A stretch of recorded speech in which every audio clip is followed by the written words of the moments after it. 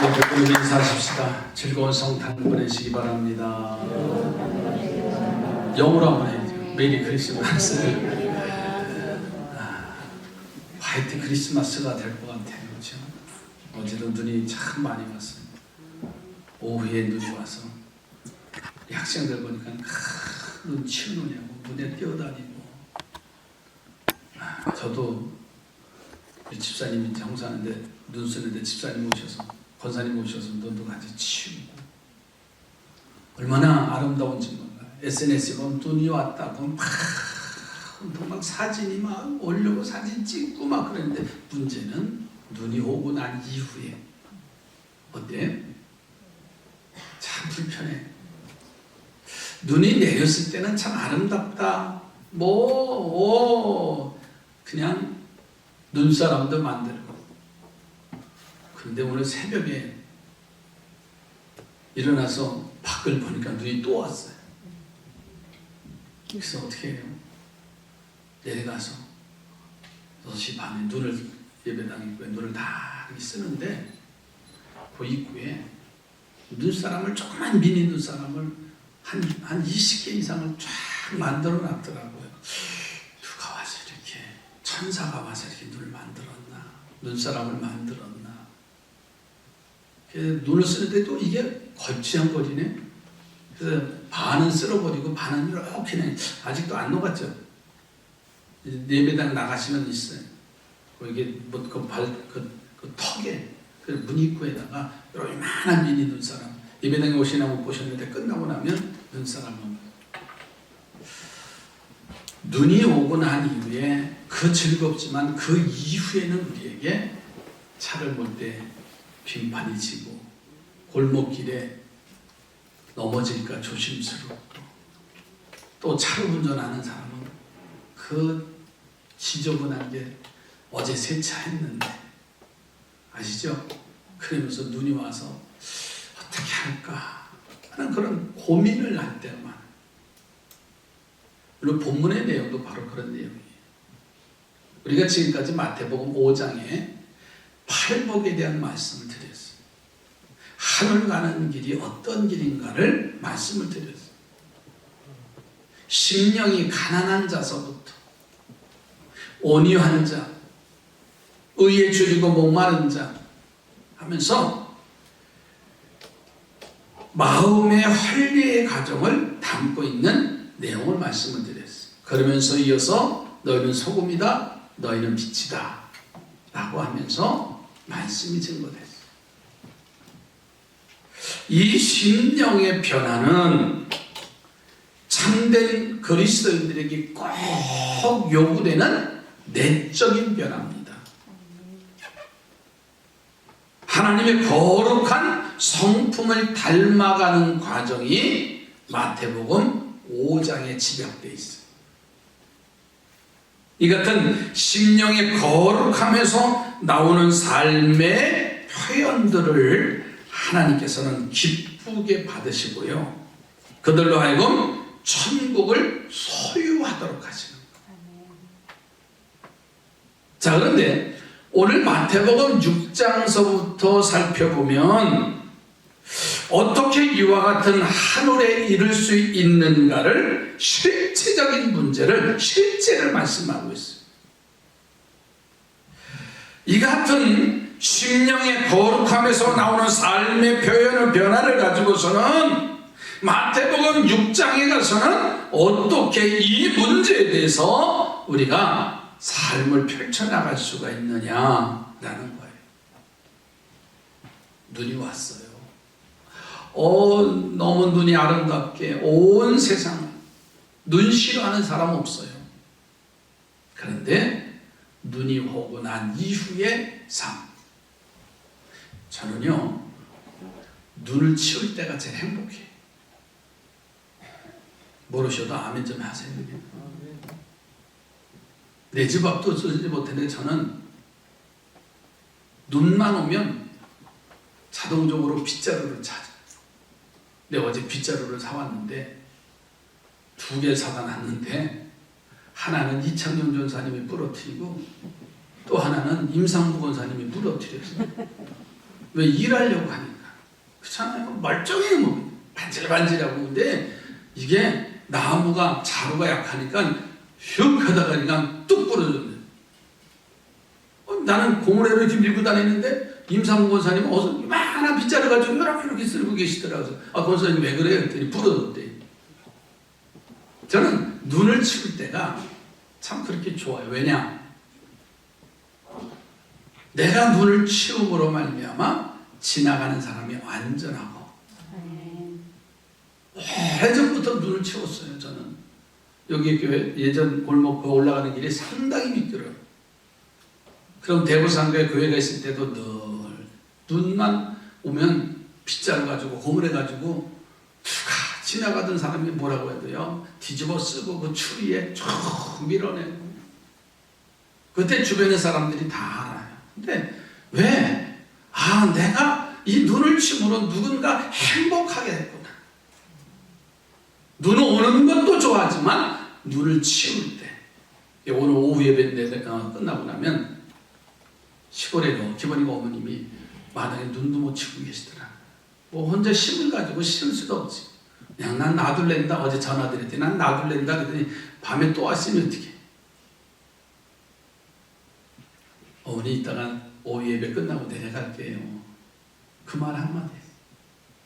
여러분, 우리가 내적인 변화가 왔으면 이제는 실체적인 삶의 실체의 모습이 어떻게 나타나야 되느냐라는 거예요. 그 내용이 마태복음 6장에 가서는요 3가지의 실체가 나와요. 그 내용이 뭐냐면 구제하고 기도하고 금식하라는 내용이 마태복음 6장의 전체입니다. 그런데 사실 이 3가지 항목은 우리에게 특별한 거 아니에요. 우리에게서 매우 낯설지 아니한 유익한 늘 듣던 말이고 내가 그렇게 하던 삶이에요. 구제하고 기도하고 금식하는 것. 예수님께서 가르쳐 주신 말씀은 새로운 것이 아니에요. 처음 듣는 말이 아니라 주님께서 가르쳐 주시려고 하는 것은 온전하려고 하는 것을 말씀하려고 하시는 거예요. 오래전 계시던 하늘에 이르는 방식을 부정하고 새로운 길을 제시한 것이 아니에요. 그 방식을 온전케 하는 길을, 우리의 가는 길을 제시하는 거예요.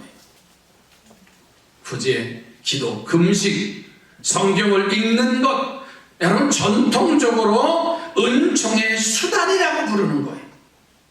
이들은 하나님의 은총의 보좌 앞으로 이르는 데 있어서 무엇보다도 중요한 것으로서 인정되어져 왔던 것이 마태복음 오늘 6장에서 구제와 기도와 금식과 더 나아가서는 말씀을 읽는 것, 그리고 선교하고 봉사하는 일, 예배하는 행위는 이미 오래전부터 우리에게 증거되고 우리가 그렇게 살아왔잖아요. 우리가 하늘 가는 이들에게 가장 필요한 것은 뭔지 아세요? 하나님의 은총이 필요해요. 우리가 하늘에 이르는 길은요 하나님의 은총이 없이는 죄송하지만 불가능해요. 여러분 에베소서 2장 8절에 이렇게 바울이 말씀을 증거합니다. 너희는 그 은혜에 의하여 믿음으로 말미암아 구원을 받았으니 이것은 너희에게서 난 것이 아니요 하나님의 선물이라. 아멘. 너희에게 난 게 아니라 이것은 하나님의 선물이다. 이 말씀은요 우리의 모든 구원의 시작은 하나님의 은총으로부터 시작된 거예요. 하나님의 나라는 원래 우리에게 여러분 숨겨져 있었던 거예요. 그러나 우리 심령에 있는 어둠의 덮개가 하나님의 나라를 볼 수도 만질 수도 없도록 만들었기 때문에 그래요. 그러나 하나님은 이런 우리를 너무나 사랑하셨기에 독생자 예수 그리스도를 이 땅에 보내주시어서 온 우리의 평화를 말씀하시면서 성탄의 기쁨을 우리는 지금 맞이하고 있습니다. 그 주님의 사랑이 아니고는 하나님의 나라에 이를 사람은 단 한 사람도 없습니다. 하나님이 우리를 얼마나 사랑하셨던지, 우리가 아직 죄인 되어졌을 때 우리로 하여금 하늘에 이르는 길을 마련해 주신 분이에요. 그래서 이 사건을, 이 말씀을 바울이요 로마서 5장 8절에 이렇게 고백하고 있는 거예요. 우리가 아직 죄인 되었을 때에 그리스도께서 우리를 위하여 죽으심으로 하나님께서 우리에 대한 자기의 사랑을 확증하셨느니라. 아멘. 우리가 아직 죄인 됐다고 그랬어요. 그리스도께서 우리를 위해서 죽으심으로 하나님께서 우리에 대한 자기의 사랑을 보여주셨다는 거예요. 몸소 보여주셨어요. 하나님께서요 우리를 어둠에서 건지시기 위해서 행하신 사랑을 우리는 뭐라고 하냐면 은총이다. 은총이라는 단어를 표현하면 뭐냐면요, 사랑을 받을 아무런 자격이 없는데 사랑을 준 거예요. 사랑받은 것을 은총이다. 그러니까 은혜라는 말보다 사실 우리가 쓰여야 할 단어는 은총이라는 단어예요. 하나님의 사랑, 이미 죄인 됐기 때문에 받을 수 없어요. 근데 그 사랑을 예수 그리스도를 이 땅에 보내주시면서 그 사랑을 우리에게 전해주셨어요. 그게 은혜라는 말이에요. 은총이라는 거예요. 하나님의 사랑, 우리를 하나님의 나라로 인도하시기 위한 사랑을 보여주셨는데, 그러므로 우리는 그분의 사랑, 그 은총 앞으로 나아가면 되는 거예요. 그분의 은총이 우리가 하늘에 이룰 수 있는 길이 되기 때문에 그래요. 그래서 히브리서 기자가 히브리서 4장 16절에 말씀합니다. 그러므로 우리는 긍휼하심을 받고 때를 따라 돕는 은혜를 얻기 위하여 은혜의 보좌 앞에 담대히 나아갈 것이니라. 아멘. 은혜의 보좌 앞에 담대히 나가는 거예요. 그러니까 은총의 수단은요, 하나님께서 우리들에게 제시하신 은총의 보좌 앞에 나아갈 수 있는 수단이에요. 물론 하나님께서는 어떤 수단을 사용하지 않더라도 우리에게 은총을 베푸실 수 있는 분이에요. 그러나 우리에게 보다 가시적인 방식을 제공해 주심으로써 많은 은총들이 이 은총이 넘치는 자신의 보좌 앞으로 나올 기회를 주신다는 거예요. 그러니까 이 말씀이에요. 은총 위에 은총, 은혜 위에 은혜로다. 이게 하나님 앞에 나아갈 수 있는 길이에요. 그런데 이 은총의 수단은 하나님께서 은총으로 우리에게 허락하신 수단인데, 자, 그런데 이 수단을 잘못 사용하는 사람이 있어요. 지난주에도 말씀드렸어요. 하나님이 하늘 가는 길에 오용을 하는, 잘못 생각하고 잘못 행동하는 사람들이 곧 있다는 말이에요. 신비주의자. 마치 자기가 전매 특허를 다 맡은 것처럼 내가 치유의 은사를 받고 예언의 은사를 받아가지고 꼭 예수무당처럼 저주머리 입을 때가 많다는 말이에요. 여러분, 은총의 수단, 은혜의 수단을 무시해서는 안 됩니다. 어떠한 수단도 의지해서는 안 됩니다. 그러니까 하나님의 은총을 입기 위해서는요, 우리가 할 수 있는 일은 은혜의 보좌 앞에 나가는 길밖에 없어요. 그런데 이것을 잘못 사용하는 사람은 그거 다 필요 없어, 내가 지시하는 대로만 해, 마치 예언자가 되고 가라사대가 되고 하면은요 얼마나 오류를 범하고 있어요. 두 번째는요, 은총의 수단을 자랑 삼는 일이 있어요. 이 말이 뭐냐면요, 예수님께서 오늘 본문에 언급하셨어요. 자, 1절을 좀 다시 보실까요?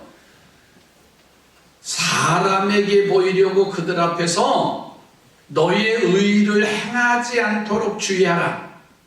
그리하지 아니하면 하늘에 계신 너희 아버지께 상을 받지 못하느니라. 자, 의를 행한 사람들에게 은총의 수단을 열심히 행했다는 의미입니다. 그런데 누가복음 18장에 가서 보면 당시 바리새인들이 은총의 수단을 얼마나 열심히 행했는가를 알 수 있습니다. 지난주에 서기관과 바리새인들의 행동에 대한 말씀을 증거했습니다.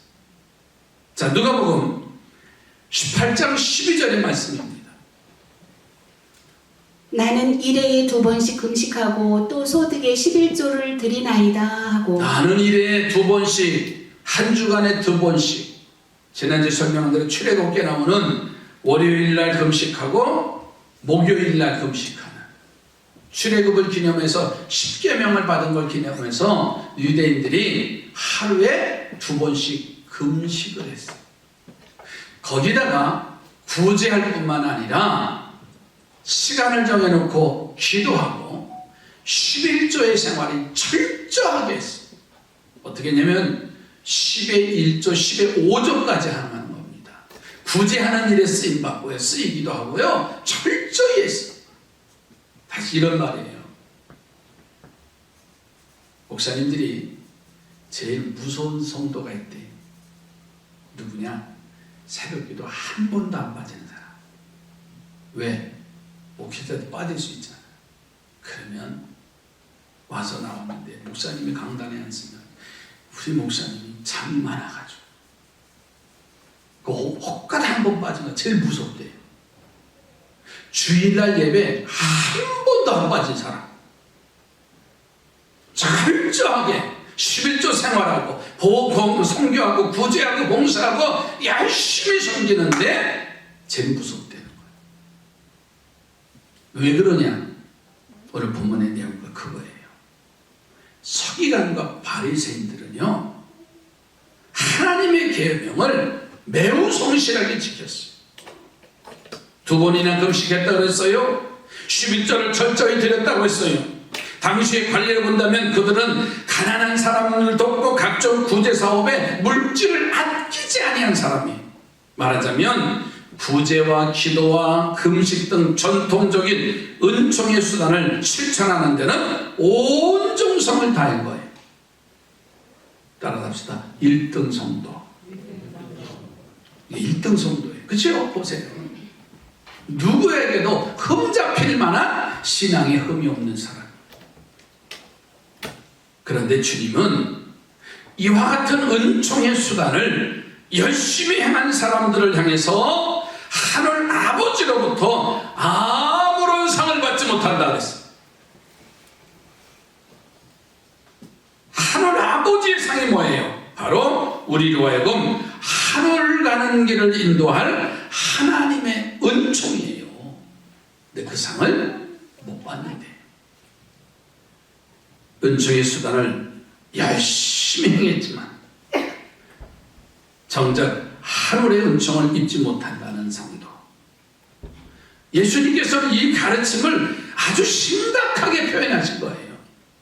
그들이 은총의 수단에 최선을 다해서 사용한다 할지라도 하늘의 은총은 그들에게 닫힌다는 거예요.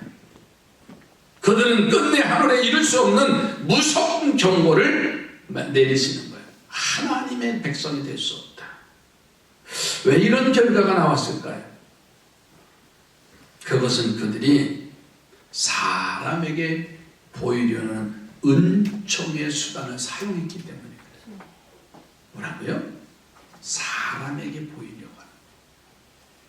구제하고 기도하고 금식하고 선교하고 예배하고 정말 1등 성도 같은데 왜 그런 문제가 나냐? 사람에게 보이려고 한다는 거예요. 저도 마찬가지예요. 이 성전을 지어가면서요. 지난 목요일에도 부평기독교연합회 총회가 있어서 오래간만에 새벽에 기도 예배에 참여했더니 저를 보는 분마다 목사님 교회 짓는 동안에 왜 이렇게 머리가 쉬었어? 사실은 염색을 안 한 거지요. 이미 예전서부터 수년 전서부터 염색을 안 해서 허연 거지요. 뭐 나이가 들었으니까 살도 얼굴이 빠지는 거지. 그런데 내 안에 뭘 자랑하려고 하는, 예배당 잘 전했다니까는 외부에서 이 교회를 보러 오는 분들이 계세요. 그런데 나도 모르게 있잖아요. 물어보지 않은 것까지 얘기하는 거 있잖아요. 아세요? 이해가 되세요? 왜? 나도 모르게 자랑하려고 하는. 이 코로나 시기에 여기에 성전을 지은 것은 하나님의 은혜예요. 그렇게 선포했어요. 그럼에도 불구하고 내 안에 또 다른 내가 뭘 자랑하려고, 하나님의 은총이면 됐지. 저는 그렇게 말씀드렸잖아요. 성전 터를 파면서도 그런 얘기를 했어요. 하나님의 영광이 드러나지 않는 교회는 그냥 땅 묻어둡시다. 여기다 수십억을 줘서 이렇게 아름답게 예배당 지어서 뭐해요? 하나님의 은혜의 수단이 되지 않으면 소용없습니다. 전 지금이라도 마찬가지예요. 하나님의 은혜 앞에, 하나님의 보좌 앞에 나아가는 수단으로 하나님께 영광만 되면 되는 거지요. 뭘 우리가 그렇게 내놓으려고 그렇게 과시하려고 합니까? 바리새인이 책망받은 것은 사람에게 보이려고 했던 거예요. 그들의 관심은요, 하나님이 아니라 바로 사람이 관심이었어요. 그들은 자신의 은총의 수단을 행하는데 열심을 다하는 것은 하나님의 은총을 받기 위함이 아니라 사람들에게 칭찬받고 사람들에게 인정받으려고 했던 행위라는 사실이에요. 아침 새벽에 일어나서 제가 눈을 쓸었는데, 눈을 쓸면서 누가 나 안 보나, 알아주지 않나? 아니, 그냥 내가 할 일 감사해서 눈을 쓰면 되지. 누가 사진을 찍어서 좀 나 좀 뉴스에 신문에 좀 안 내주나? 아니에요. 근데 우리는 나도 모르게 그 은총의 수단을 오용할 때가 많아요. 하나님은 그들에게 상을 베푸시지 않는다고 그랬어요. 은총을 베푸지 않는다고 그랬어요. 왜? 하나님의 은총을 구한 것이 아니기 때문에 그래요. 그래서 예수님께서는 오늘 본문 6장 1절에 다시 한번 보세요. 강력하게 위협합니다. 사람들에게 보이려고 그들 앞에서 너희의 의를 행하지 않도록 주의하라. 행하지 않도록 주의하라. 이 말씀은 의를 행하지 말라는 말씀이 아니잖아요. 은총의 수단을 사용하지 말라는 이야기가 아니에요.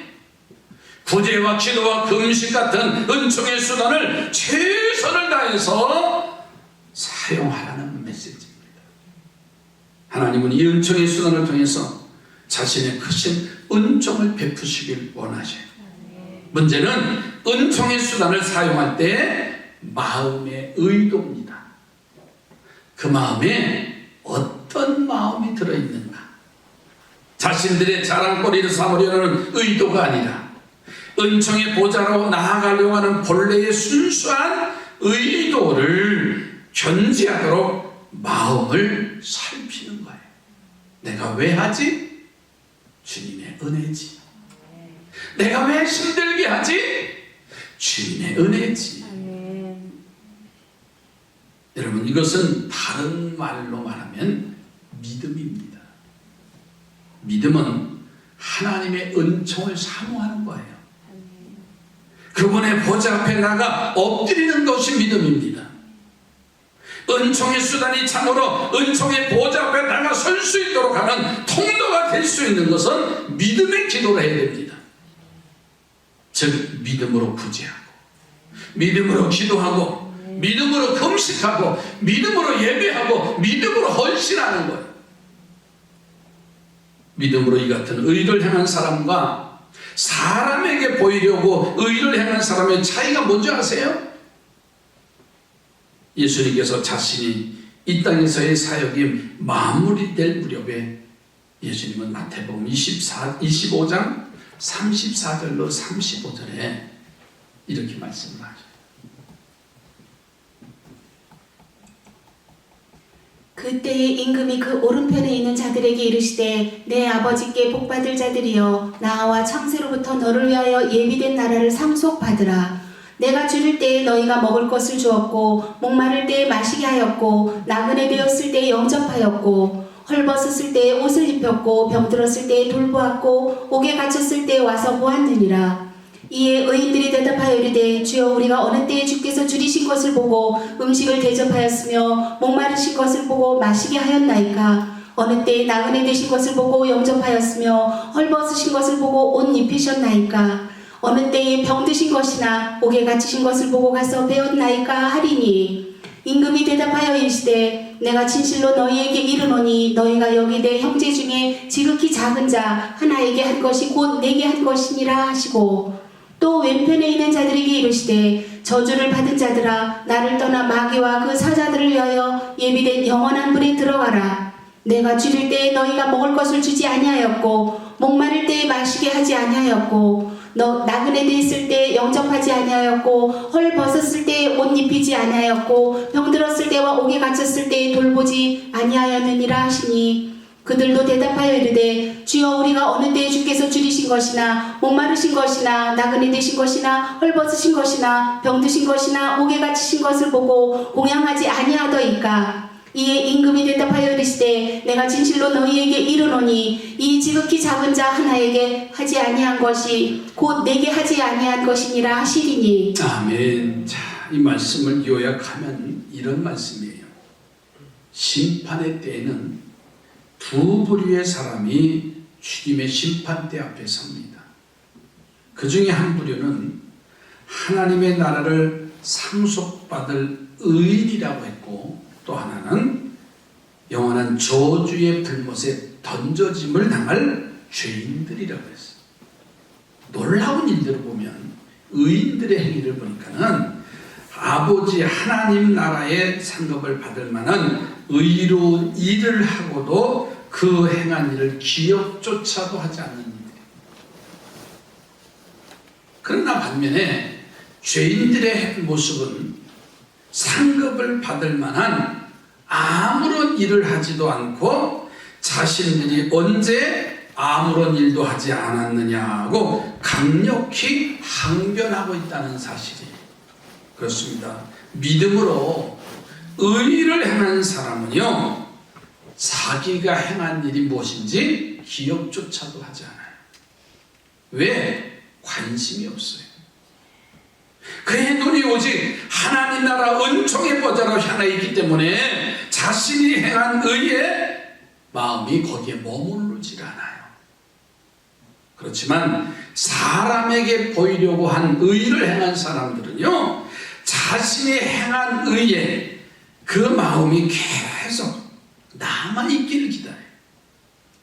누가 자신이 행한 일을 알아주지는 않을까?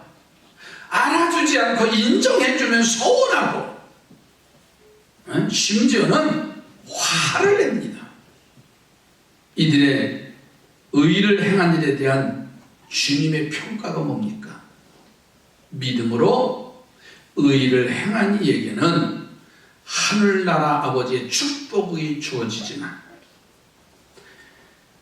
의를 행하지 않고 그리고 사람에게 보이려고 한 사람은 그 하나님의 나라를 소유하지 못해요. 여러분 하나님의 나라는 가깝습니다.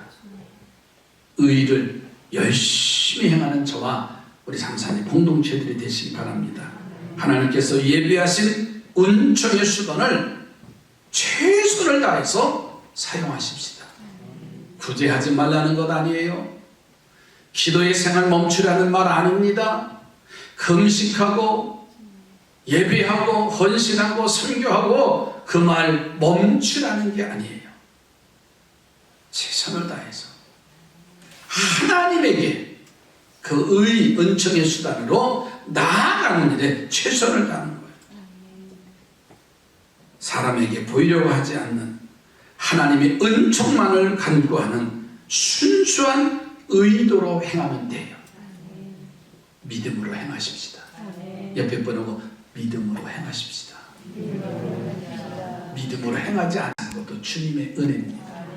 2021년도 여러 가지 환경과 상황이 시대가 어렵다 할지라도 여기까지 산 것도 주님의 은혜입니다. 그 은혜를 잊지 아니하고 감사합니다.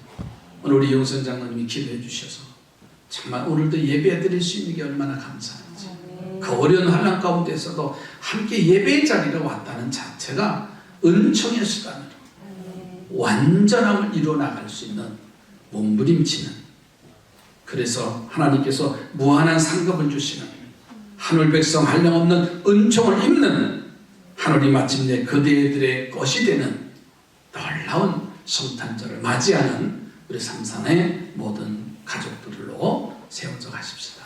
기도합니다. 하나님, 올 한 해도 하나님의 은혜이기에 은혜의 보좌 앞에 나갈 수 있는 주님이 된 성도 되게 하시사, 그 환난 가운데서도 주님을 찬양하게 하시고 소금이요 빛의 역할을 잘 감당하는 성숙한 그리스도인에게 역사해 주옵소서. 예수님의 이름으로 기도드립니다.